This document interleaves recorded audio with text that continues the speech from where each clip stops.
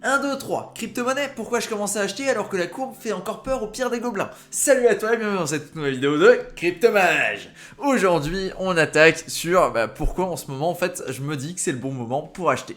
Évidemment, je déploie pas du tout mon capital, je préfère partir sur un système de DCA pour plusieurs raisons. Déjà, la première, c'est qu'on a beaucoup de monde qui essaye de choper le bottom. Mais les mecs essayent de nail le truc pour être pile poil à la pique. Je vais vous donner un petit spoiler alerte, les gars, ça ne marche absolument pas. C'est statistiquement impossible que tu arrives à acheter le bottom. C'est quasiment impossible. Déjà parce qu'on n'a aucun indicateur qui est vraiment fiable pour te dire si c'est le bottom ou si c'est pas le bottom. Et ensuite, ça demande quand même une chance inouïe. Alors en plus de mettre tout ton capital de tomber en un coup sur le bottom, absolument aucune chance. Autant ne pas tester ce genre de truc là.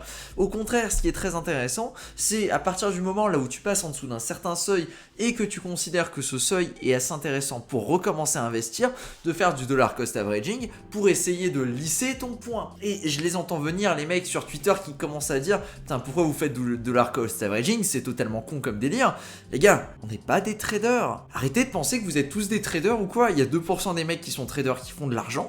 La majorité des gens qui font de l'argent dans le retail, ils vont le faire en faisant du dollar cost averaging et pas du tout en essayant d'acheter un truc qui est haut et de le vendre bas. Oui, j'ai inversé effectivement parce que c'est pas du tout ça, c'est l'inverse normalement.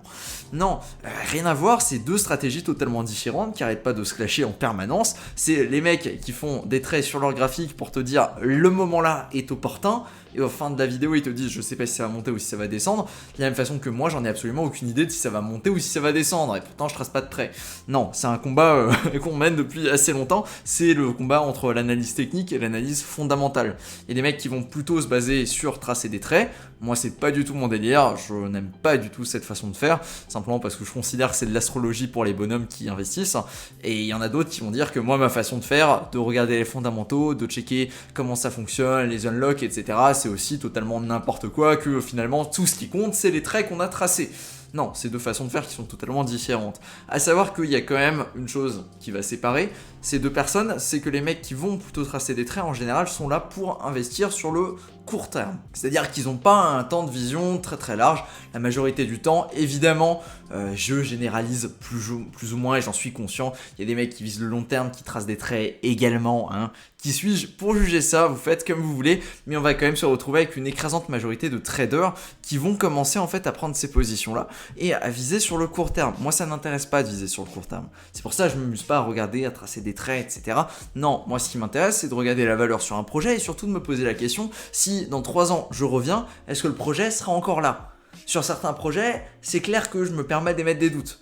Sur d'autres projets, il y a beaucoup moins de doutes parce qu'ils ont véritablement une utilité et surtout parce que ce sont des protocoles qui vont venir générer du revenu. C'est-à-dire qu'ils vont être payés pour travailler sur la blockchain et c'est les utilisateurs qui vont les payer en fonction de leur utilisation. Peu importe la façon dont c'est fait, ça peut être des protocoles qui permettent de faire du lending borrowing qui sont très bien gérés, ça peut être des protocoles de DeFi qui fonctionnent de façon un petit peu différente que des protocoles classiques, bref, plein de choses. Ce genre de choses-là, il y a évidemment des risques qui sont très très importants parce que c'est des altcoins et c'est clairement beaucoup plus risqué que d'investir dans les Bitcoin et Ethereum. Ce qu'il faut comprendre, c'est qu'à l'heure actuelle, on a énormément de choses qui se passent. Mais surtout, tu l'as dû le voir ces derniers jours, on a eu beaucoup plus de problèmes sur Bitcoin et Ethereum qui sont descendus de façon assez violente, notamment avec le Bitcoin qui allait taper les 17 700 $. 500? Non, 17 700. Voilà. Et Ethereum également. On se rend compte que ce sont les deux crypto-monnaies là qui tankent le plus. Tu peux voir, on était même en dessous des 900 $ au niveau d'Ethereum. On a loupé de peu une liquidation qui était au niveau des 892 $. C'est pas passé loin, mais elle a failli sauter également. Et c'était une grosse liquidation sur les protocoles de DeFi. Du coup, ça aurait pu être assez dangereux. C'est déjà la deuxième fois que ça se passe. Le mec a clairement une bonne étoile ou peu importe ce qu'il a, mais clairement c'est une chance indécente que la mise à jour ne s'est pas faite avec Chainlink. Bref, on passe, c'est pas le sujet de la vidéo. Non, ce qui est intéressant, c'est qu'on a vu que c'était vraiment sur Bitcoin et sur Ethereum que tu avais l'écrasante majorité des volumes et surtout l'écrasante majorité des variations en termes de prix. C'est-à-dire qu'il y a véritablement des baleines qui vont chercher des prix, qui essayent de liquider des gens, qui essayent de faire ça véritablement pour essayer de grappiller des miettes de Bitcoin, pour essayer de virer la majorité des gens qui s'amusent à faire des stratégies à court terme avec des leviers, avec des emprunts.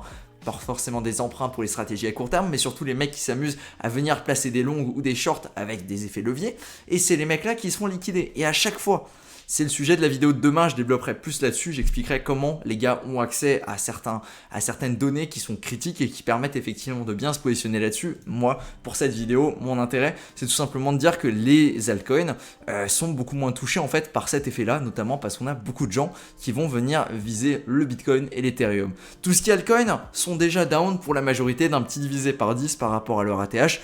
Du coup, ça commence à galérer pour aller gratter des prix beaucoup plus bas parce que les mecs qui ont envie de vendre, bah il y en a de moins en moins. La majorité des gens qui vendent à l'heure actuelle, ce sont des gens qui sont forcés de vendre, notamment avec des effets de liquidation. Au bout d'un moment, la contagion qu'on va avoir sur des phénomènes comme celui ici qu'on a vu dans la vidéo d'hier, ou par exemple Celsius, bah au bout d'un moment, on va quand même réussir à bloquer cette contagion et on va réussir à repartir à la hausse. Évidemment, avec tous les événements macro qui commencent à être de plus en plus dramatiques, on peut avoir des doutes, mais je pense qu'en fin d'année, on aura quelque chose qui sera déjà de nouveau beaucoup plus clean en termes de climat macro. Voilà pour ça.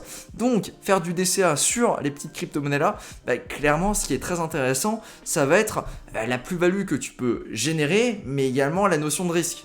Par exemple, si on se dit que ces crypto-monnaies-là, quel est le worst case scénario? Solana, par contre, bon, on va pas prendre Solana comme exemple, très très mauvais exemple. J'ai vu encore passer un tweet aujourd'hui qui faisait froid dans le dos. Notamment, c'est une grosse baleine sur Solana qui a un emprunt sur Solend, et cet emprunt-là représente 95% de l'utilisation de la plateforme Solend. Un plaisir, autant te dire qu'ils sont un petit peu dans la sauce si ça se déclenche, et ils sont en train de faire des deals. Ils ont demandé à la communauté de voter pour savoir si effectivement ils devaient laisser le truc arriver, sachant que ça pourrait avoir des conséquences, genre bloquer le réseau pendant un petit moment, ou s'ils devaient faire ça on the counter, c'est-à-dire directement gérer avec la personne concernée et faire en sorte que ça n'atteigne pas Solana directement. Voilà, donc c'est un petit truc qui est en train de se passer en ce moment. Non, mais par contre, pour d'autres crypto-monnaies que toi tu peux juger qui ont de la valeur, ben on est revenu à un prix qui était quasiment le prix qu'on avait l'année dernière. On va prendre Avalanche par exemple.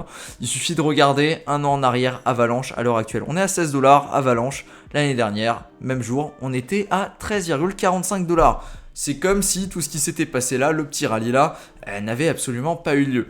Moi j'ai l'impression qu'on va, enfin j'en sais rien si on va remonter ou pas, peut-être qu'on va passer pas mal de temps de nouveau dans cette tendance là, on va être sacrément bas et là où il va pas se passer grand chose. C'est possible, hein, mais en tout cas, je pense que c'est des crypto-monnaies qui vont continuer à gagner de la valeur, et mon objectif à moi est plutôt sur le long terme, c'est-à-dire que je vais pas acheter quelque chose pour vendre demain dans la journée. Non, je m'en fiche, ça c'est pas du tout mon intérêt. Non, si j'achète quelque chose, c'est parce que je pense que le projet, dans 2-3 ans, il sera encore là et il sera encore plus fort, notamment par exemple si c'est sur des blockchains, parce que je pense qu'il y a des choses assez intéressantes qui se développent dessus. Je veux dire, Avalanche, il y a quand même de plus en plus de protocoles assez cool qui fonctionnent et qui sont en train de se développer dessus. Phantom, exactement pareil. Et pour pas mal d'autres blockchains, c'est exactement le même cas. On a pas mal de protocoles qui continuent de se développer malgré le bear market. On continue à avoir les utilisateurs réguliers qui continuent de les utiliser, ces blockchains. Et pour savoir ça, il y a un truc très très simple à faire. Tu vas par exemple sur Snowtrace et tu vas regarder les transactions. Tac, on va regarder ça tout de suite. Voilà, du coup ça c'est les daily transactions que tu peux avoir sur Avalanche, et tu peux voir en fait quelles sont les transactions qui sont réalisées de façon journalière. Tu as également d'autres stats comme par exemple les nouvelles adresses, et tu peux en déduire pas mal d'informations. Il n'y a pas longtemps, du coup, on a eu une grosse chute. Cette grosse chute-là, elle vient de l'application qui s'appelle Krabada, qui a déplacé sur son propre subnet, et du coup, les transactions ne sont plus comptées dedans. Du coup, c'est une bonne idée d'aller checker ces charts-là pour chacune des blockchains pour te faire une idée en fait de l'activité que tu vas avoir sur ces blockchains-là. Plus il y a de transactions à la journée, plus la blockchain va être utilisée et du coup va avoir de valeur, parce que effectivement les transactions, bon, il y en a certaines qui peuvent être faites par des bots ou alors qui sont des transactions internes. N'est-ce pas Solana qui s'amuse à enfler les transactions en rajoutant les transactions internes alors qu'absolument personne ne le fait à part eux, hein? C'est très gentil les gars de faire ça, un plaisir pour faire en sorte que les gens ne comprennent absolument plus grand chose. Non, c'est vraiment un bon indicateur et ça permet de voir si les blockchains sont toujours en vie et s'il se passe encore des trucs. On peut par exemple regarder également sur Phantom. Voilà, donc sur Phantom, FTM Scan, tu peux également voir qu'on a quand même pas mal d'activités. On n'est pas très loin du million de transactions par jour et du coup c'est quand même des plutôt bonnes stats malgré le fait qu'on soit en bear market. Comme tu peux le voir, on a plusieurs paliers et tu vois que ça a quand même une certaine tendance à augmenter malgré le fait que les conditions des marchés sont loin d'être les meilleures. Du coup ouais, il continue continue de se passer pas mal de choses sur la blockchain Phantom par exemple. Et avec ça, tu peux également comparer sur n'importe quelle autre blockchain. Je te montrerai vite fait juste comment tu peux faire pour tomber sur ces charts là. Il suffit d'aller sur Etherscan, FTMscan, Snowtrace, effectivement, peu importe l'Explorer, celui que tu as envie d'utiliser. Et en général, tu vas tomber sur Resources et là tu as Charts and Stats. Et à partir de là, tu peux simplement cliquer sur Daily Transaction Chart et tu peux voir en fait si les blockchains là continuent de fonctionner ou arrêtent complètement de fonctionner. Par exemple, si tu vois que sur le dernier mois, il y a 10 000 transactions alors qu'avant il y en avait, 300 000, 500 000, c'est pas bon signe en règle générale. Mais c'est plutôt sympathique parce que ça te permet vraiment d'avoir une charte et de savoir à peu près quel est le taux d'utilisation en fait de la blockchain. Tu peux également tirer pas mal de données de là-dessus, tu peux aller checker pour le petit fun fact. Tu peux avoir la quantité de nouveaux utilisateurs, tu peux avoir la taille moyenne des blocs, tu peux avoir daily gas used, la quantité de gaz qui est utilisée journalière, le prix moyen du gaz et encore plein d'autres informations. Voilà, c'était Unique Address qui permet de mesurer la croissance encore des blockchains. C'est-à-dire que en fait, tu vas checker là-dessus. Ça te dit, sur la journée de aujourd'hui à hier, enfin de hier à aujourd'hui, il y a eu 4000 adresses qui ont été créées, par exemple sur la blockchain Phantom. Tu peux avoir les mêmes stats sur quasiment toutes les blockchains, parce que c'est quasiment la même boîte en fait qui s'occupe de générer les explorers, que ce soit sur Avalanche ou sur Ethereum, c'est quasiment la même boîte qui s'occupe de tout ça. Voilà. Built by the same team behind Etherscan, si tu veux la petite information. Revenons-en du coup à nos charts, on se retrouve à pas mal de crypto-monnaies en fait qui sont dans cette situation-là, qui finalement n'ont pas énormément perdu de fondamentaux et qui sont encore très très fortes en termes d'utilisation, mais qui par contre sont énormément redescendues en fait parce que on a énormément de crédit qui a été réduit en fait. C'est ce que j'ai expliqué dans la vidéo d'hier sur Suaro, là où on a beaucoup de positions qui sont des prêts qui au final doivent être remboursés et qui réduisent en fait l'argent directement, les jetons qui sont utilisés dans le casino, ce qui fait que pas mal de ces positions sur pas mal de ces blockchains ont énormément réduit. Cependant, ça ne veut pas dire que les fondamentaux ne sont plus là, au contraire sur beaucoup de ces blockchains là, on se rend compte que effectivement tous les protocoles fonctionnent comme ils devraient fonctionner, que tout fonctionne encore plutôt bien et donc que ça peut être assez intéressant de rentrer à des niveaux comme ça qui sont quand même historiquement bas. Alors historiquement c'est peut-être exagéré comme expression, mais on se rend compte qu'il y a quand même des positions qu'on n'a pas vues depuis un an et qui sont quand même plus ou moins intéressantes pour entrer dedans. Par exemple, Polygon est carrément largement en dessous. Évidemment, je t'invite à faire tes recherches sur les altcoins sur lesquels tu as envie de te positionner. C'est un petit peu bête de se dire, je vais me positionner sur l'altcoin là parce que c'est le plus down qu'on a vu. Non, s'il est le plus down, il y a peut-être une raison, il faut peut-être creuser derrière et essayer de comprendre pourquoi. Évidemment, je t'invite pas forcément à tracer des lignes dessus, mais plutôt à t'intéresser à l'historique qu'il y a derrière la blockchain, si tu t'intéresses à une blockchain, ou alors plutôt à t'intéresser à l'historique derrière l'exchange ou autre, en fonction des choses sur lesquelles tu vas t'intéresser et tu vas poser ton intérêt.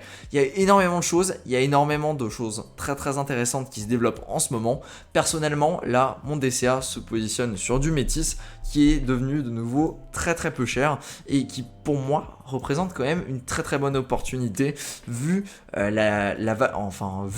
ce qu'on devrait avoir. Par exemple Métis, tu vois, il a quand même pris un petit peu de valo, il était dans les 5-6 dollars à l'époque, là maintenant on est plutôt sur du 15 dollars. Métis pour moi représente un bon pari si on a un merge qui est successful sur Ethereum et surtout si, comme prévu par Vitalik, les L2 seront mises en avant pour dégorger un petit peu le trafic qu'on a sur les L1, ça pourrait être très intéressant. Du coup moi mon pari se positionne là-dessus et je pense qu'il y a véritablement quelque chose à faire sur ces L2. Également dans les jours à venir je vais faire des vidéos pour expliquer, montrer un petit peu comment ça fonctionne les L2 et surtout on ira en visiter certaines parce que toutes n'ont pas encore des tokens qui sont associés et ça veut dire qu'il peut y avoir des opportunités au niveau des airdrops. Voilà.